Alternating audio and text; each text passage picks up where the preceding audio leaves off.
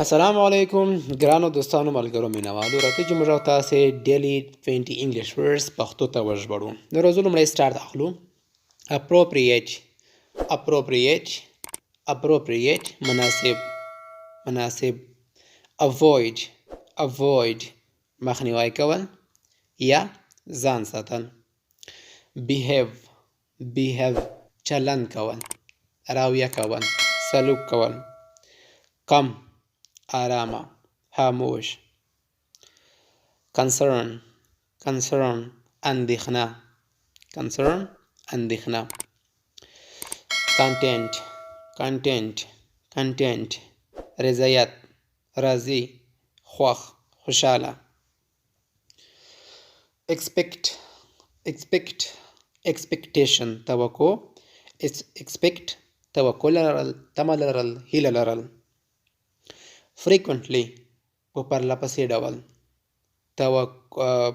څو ځله، اکثره. صحیح ده. بل دی habit عادت، habit عادت. smoking is very bad habit یعنی سیګریټ څکول ډیر بد عادت دی.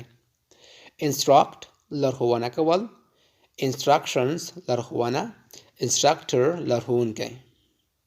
صحیح ده. issue موضوع، خو مهمه موضوع.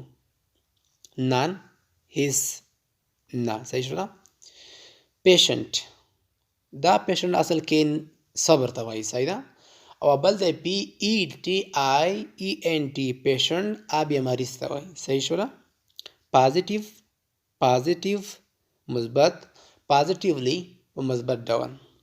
negative منفي، negatively په منفي ډول. punish punish سزا ورکول، punish سزا ورکول. punishment سزا، punishment سزا. represent نمایندگی کول، representations نمایندگی یا representative نماینده. صحیح شو.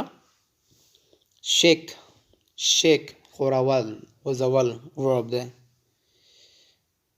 او spread spread خپرول.